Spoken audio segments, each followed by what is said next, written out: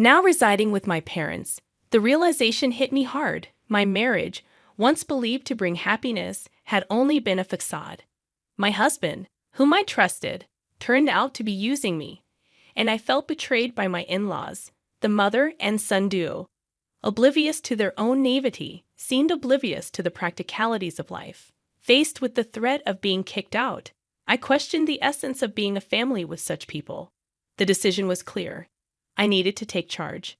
Swiftly reaching out to everyone, I initiated preparations for the next chapter of my life. As for the household items, I arranged for a service to pick them up. The following day, furniture and appliances were taken away, prompting a panicked response from my husband. I am Michelle Thompson, a 35-year-old woman who has been working from home since college. Despite a monthly commute, I am a full-time employee, thanks to the accommodating nature of my company. A motorcycle accident during my college years left my legs disabled, confining me to a wheelchair. Despite ongoing rehabilitation efforts, the prospect of improvement remained bleak. Embracing my condition, I had initially resigned to the idea of lifelong singleness. However, a blind date arranged by friends reintroduced the desire for companionship. I met Ken, my now husband, who, despite being 5 years my senior, exuded youthful energy. His straightforward demeanor, though bordering on rudeness, intrigued me. Ken's genuine curiosity about my life in a wheelchair set him apart, and I appreciated his unfiltered interest. Despite societal norms, his bold inquiries made me feel seen and understood. As we continued dating, I convinced myself that happiness awaited me with Ken. Blinded by the prospect of a lasting connection, I eagerly accepted his proposal after just 6 months of dating. Immediately after our marriage, things took an unexpected turn. Ken and I decided to move into my standalone house, which, despite being a rental, was relatively pricey but exceptionally wheelchair-friendly. It seemed the previous tenant had made the place more accessible, and Ken appreciated the spaciousness. Since I spent a lot of time at home, I naturally took on most of the housework. Occasionally, when I asked Ken for help, he would dismissively claim exhaustion, refusing to lift a finger or assist me in the bath. Despite managing on my own, bathing took longer, and I reminisced about the days when a caregiver visited twice a week to help. Frustrations mounted as Ken neglected to put away bath items, making the process even more time-consuming. Pleas for understanding fell on deaf ears, as Ken failed to recognize the house's design catered to my needs. It became evident that Ken's initial attraction had been to the house, appliances, and my ability to handle chores despite my disability. His unemployment and nightly partying further strained our relationship. While the realization was heart-wrenching, I clung to the notion that our marriage must have some love to it. Financial issues crept in, with Ken increasingly relying on me for money. Seeking advice from his mother only brought biased support, leaving me feeling lost without any family to turn to. Friends dismissed my concerns, emphasizing Ken's facade.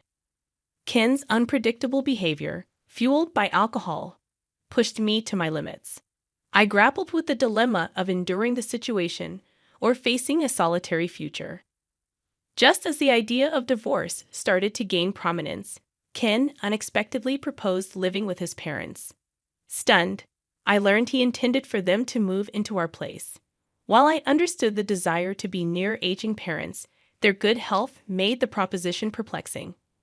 I couldn't comprehend why Ken's parents were considering moving from their own home to ours. Did they genuinely need to stay here?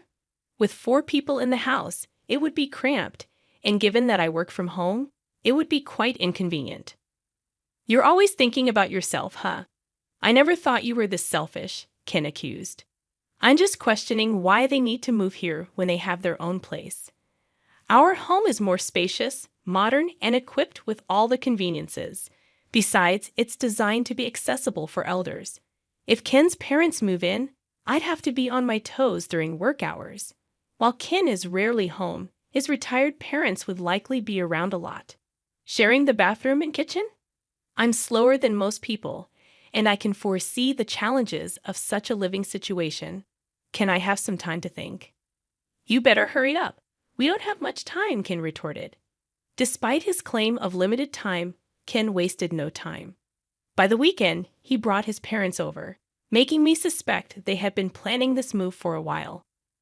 You know, I've been thinking. Maybe you should consider a facility, Ken's mother suggested. What? I couldn't believe what I was hearing. A facility for me? Yeah, it's a good idea, right? You have your own limits.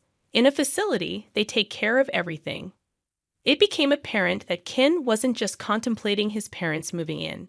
He was also considering sending me away. I'd visit you from time to time. That statement jolted me awake. If not now, then when, Ken? What am I to you? Your wife, right? Would you really tell your beloved wife to go to a facility? Hold on. When did I say I love you, Michelle? Ken's words flushed my face with anger. This guy, Ken, was using me. Wasn't it my fault for letting it get to this point? I thought I had to draw a line. Then, even more shocking words came out of Ken's mouth. In this house, I'm going to live with my parents. You, an outsider, can go live in some cheap facility. What'd you just say? I looked to his parents, hoping for support, but they just had eerie grins on their faces. Why are you laughing? What's the big deal, huh? Were they targeting my home even before our marriage? Things have been escalating too fast lately. I need to evict these people. Please leave. What, leave now? How can you talk to my parents like that? I felt like I saw the real Ken. He was yelling at me with such fury. If he cares so much for his parents, why doesn't he earn his own money and build them a house? Why does he have to take mine? My head felt like it was on fire. It's okay, Ken. Michelle must have been shocked since we came unexpectedly, his mother said. We just came to check the place today. Yeah, we need to check before moving in. Looks like there are more appliances than last time. Seems comfy to live in. They were genuinely here to take over my home. In an attempt to steady my nerves, I took a deep breath, inhaling oxygen. A sudden question lingered in my mind. If I leave, how are they planning to sustain themselves? His parents rely on a pension, and Ken is just a part-timer. I'm covering all the rent and living expenses. Who's going to handle the $2,800 monthly payment? Do his parents assume Ken is covering the living expenses? Disregarding my concerns, his parents cheerfully departed, with Ken following suit. I'm going to stay at my parents' tonight. Hold on, we need to talk. There's nothing to talk about. I, the man of the house, have decided. I won't change my mind. Left alone in shock, I couldn't linger in that state. I promptly contacted a real estate agent I knew. When Ken returned the next day, he saw the organized belongings and chuckled. Oh, started packing. Found a place to move to already? Yes, I have. Ken appeared genuinely surprised by my swift response. And here's the card of a divorce lawyer. Here you go, Ken. From now on, let's communicate through the lawyer. A divorce? Why? If you're kicking me out, there's no point in being married anymore, right? Ken looked as if he had been hit by a ton of bricks. He hadn't anticipated my swift mention of divorce. You can't live without me, right? I don't understand what you mean. Who else would marry you? I can live on my own, but you said you wanted to get married. It was at this moment that I realized how arrogant and overconfident Ken had been. He approached me assuming I was a lonely, disabled single woman. I'm independent, have money, and never struggle with my living. Plus, I stay home all the time, so I handle all the chores for him. I'm the ideal woman. Money keeps coming in even if he doesn't work. He thought I wouldn't leave because I couldn't find anyone else. That's why he was shocked when I casually brought up divorce. Why? You know, if you divorce me, you might be single for the rest of your life. Well, if it means living a married life with you, I'd rather be single forever.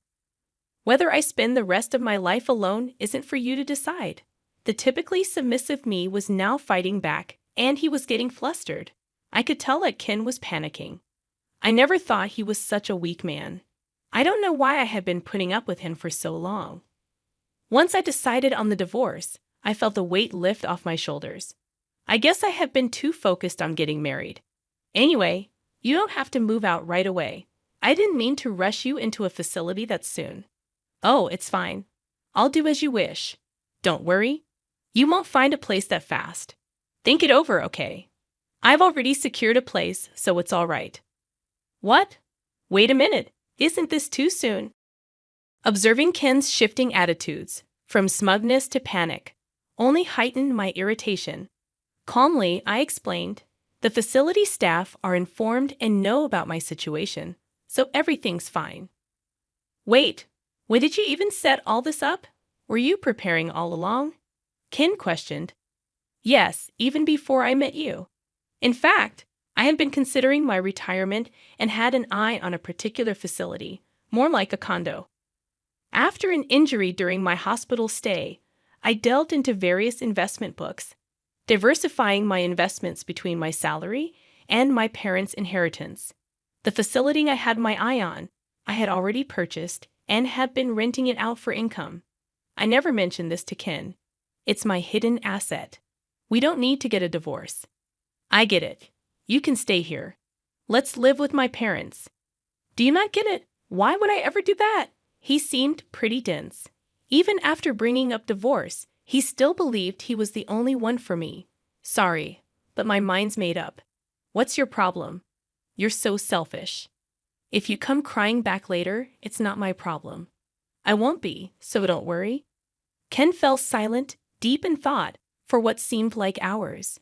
During that time, I started packing up my things. Then I heard Ken making a phone call, likely talking to his parents. It seemed pathetic, relying on them for such decisions. Eventually, Ken approached me. Fine, we'll get a divorce. Just leave quickly. Ken said begrudgingly, perhaps realizing he might miss having me around like a housemaid, but he probably thought that living with his parents would save him from household chores. He has a house, and it's fully furnished. No issues for daily life, at least for now. With that thought, he headed back to his parents' home. I'm going to talk to my folks about what's next. Get ready to move out quickly. Yes, I'll do that. I finished moving all my stuff within a week, and during that time, Ken never showed up. We met again a day after the move was done, as I was trying to start my new life in my new house. Ken called me outside and said, Hey, what's going on? This place is almost empty. Where are the appliances? I had a service pick up those items for me. I called the service the next day and had them collect all the furniture and appliances. My husband became agitated and started grumbling.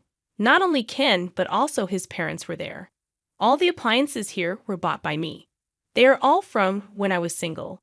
The only thing that's yours is right there. There were only 3 cardboard boxes.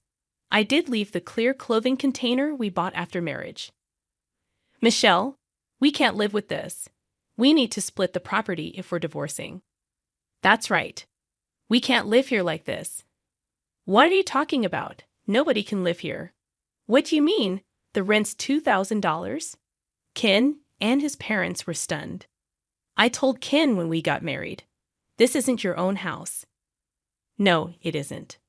I got a bit of a discount on the rent because I asked a real estate agent I know. If I move out, the rent will go up even more, given that this is a property with disability access, and I've already received several inquiries from people with the same concerns. I recommended that they move out. Why didn't you tell us sooner? What are we going to do now? Ken's mother was notably agitated. I don't know. I did tell Ken. I didn't hear about it. I'll sue you. Ken threatened. I saw that coming. Honestly, from an outsider's perspective, it might look like I selfishly got a divorce, broke the lease, and took all the furniture and appliances. But I was sure you can sue. But do you even have the money for it? Ken's face twisted. He couldn't afford a lawyer, even if by some miracle he could. I have an ace up my sleeve. I showed them some pictures. When did you take these? The pictures showed Ken gambling and womanizing. I spent my money on this. I'm ready to use these in court, Ken. What the hell? I thought everything was going well. His parents were particularly agitated. What's going on? Then suddenly, Ken started to apologize. I'm sorry. Please come back. I need you, Michelle. You're the one who kicked me out. We're already divorced. So what are you talking about? Besides, you don't love me, do you? If that's the case, I'll just leave then. This time, even Ken's parents began to apologize next to him. We don't have a place to live anymore. That was a shock. What do you mean? Our house got foreclosed on. Turns out Ken's family home will be repossessed in a few weeks. They've gone bankrupt. The debt that his father accumulated grew like a snowball and became an amount that's impossible for retirees to pay. Ken, who used to receive an allowance from his parents when he was single, probably thought he was in trouble and decided to get married, hoping for support. Now I understand why his mother was so kind before we got married. I can't help you now. We're strangers. Even if my folks and I end up homeless, are you okay with that? You brought it on yourself, didn't you? Ken's ulterior motive was clear as day. I firmly told him I had no intention of giving him even one piece of furniture or electronics. Please don't say that. Have some mercy. It's too late for apologies. Now sort it out on your own. That's why I'm asking. I can't sort it out. I told Ken and his father, who were so persistent, that if they couldn't pay the rent, they should move out. The place is in my name. So if I cancel the lease, that's the end of it.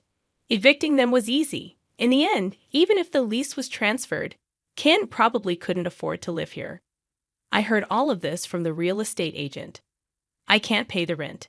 In the end, I decided to cancel the lease here. I no longer need this place, and since the divorce is final, everything is over.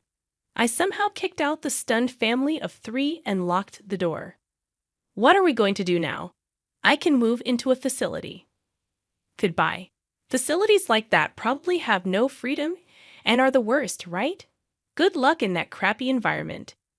Maybe Ken felt unsatisfied, not having the last word because he spat out those bitter words. I ignored Ken and his parents and left the scene. But Ken wasn't going to stay put. A few days later, he showed up at the facility where I had moved. Hey, what's this about? Looking at the facility where I was, Ken looked like he was about to faint. It's not a crappy environment at all. It's a luxury facility worth $1 million. I had saved up money, and with the earnings from my investments, I bought this place. The previous occupant had left at the perfect time, so I was able to move in immediately. With the sale of my house and some extra income, I still had plenty left over. This facility is top-notch, with doctors and helpers on site. The floor plan is just like an apartment, with plenty of privacy. The room is a 3-bedroom, so families can live together. There are even couples and families living here.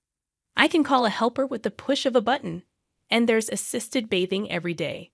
I originally thought of this as my final residence, but I'm glad I made the move. You had this much money then? Why? I really don't want you coming all the way here. We're strangers now. Please leave. Then Ken suddenly started acting all sweet toward me. Honestly, it's creepy. Can't you just let me live here? What are you talking about? That's impossible. We're divorced. Face reality. That's why. Let's get remarried. I'm living in a motel now. Isn't that pitiful? I can't get a job because I don't have an address at the motel.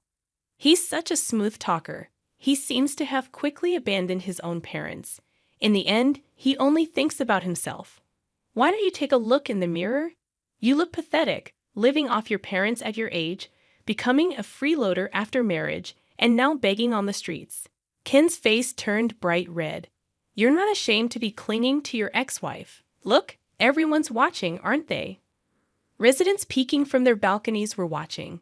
Actually, I had asked them in advance to look out if my ex-husband came to visit. I thought Ken would surely come looking for me at least once, either to gloat over my miserable state in the facility or to beg. The residents were very cooperative. They purposely looked at Ken with pity. It's like a real-life drama. I want to applaud them. Ken finally noticed the stares and seemed to realize how embarrassing he was being. I won't ask any more. With a pale face, he muttered those words and disappeared. I don't think he'll come here anymore. Later, when I went out, I I ran into my mother-in-law working at a supermarket checkout. My father-in-law was a janitor, and my mother-in-law was a cashier. As soon as my mother-in-law spotted me, she turned her face and tried to hide. She was being scolded by a young employee for her attitude. Ken was apparently introduced to a job by someone he met at the motel cafe and was being exploited at a very low-paying job site. I frequently host home parties and live happily every day with people from the same facility. I also became good friends with other wheelchair users. If I had known such a community existed, I would have moved here sooner. I found the time to attend physical therapy sessions. My current goal is to get my legs moving on my own. I lead a fulfilling life both at work and in private. My husband Jack revealed